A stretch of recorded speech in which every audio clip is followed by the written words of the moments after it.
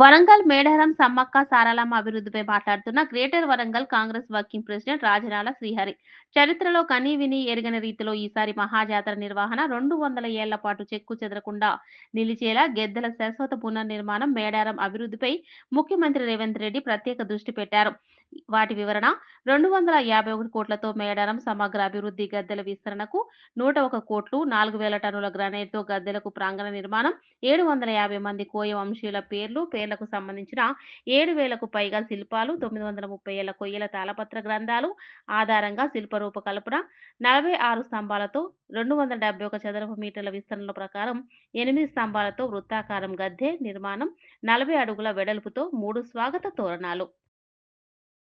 సమ్మక్క సారమ్మ జాతరలకు మరి పెద్ద ఎత్తున ఇంత పెద్ద అభివృద్ధి కార్యక్రమం చేయడానికి కాంగ్రెస్ పార్టీ ముందుకు రావడం చాలా అభినందనీయ విషయం.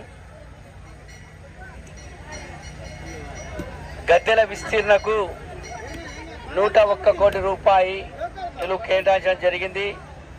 4,000 టన్నుల గ్రానైట్లతో గద్దెల ప్రాంగణ నిర్మాణము, 750 మంది కోయ వంశీయుల పేర్లతో సంబంధించిన 7,000కు పైగా శిల్పాలు, 930 ఏళ్ల కోయల తాళపత్ర గ్రంథాల ఆధారంగా శిల్ప రూపకల్పన, 46 స్తంభాలతో 200 తెప్పగడి చెదల విస్తృత ప్రకారం మరి ఈ యొక్క ఏర్పాటు చేయడం జరుగుతుంది. 40 అడుగుల వెడల్పుతో 3 స్వాగత తోరణాలు, 30 అడుగుల వెడల్పుతో 5 స్వాగత తోరణాలు, 50 అడుగుల వెడల్పుతో ప్రధాన స్వాగత తోరణము ఉంటాయి. పలు రకాల చెట్ల మూలికలతో మరి ఈ యొక్క మొక్కలు నాటే కార్యక్రమం, 140 రకాల చెట్లను నాటడానికి కాంగ్రెస్ ప్రభుత్వం కంకణం కట్టుకుంది.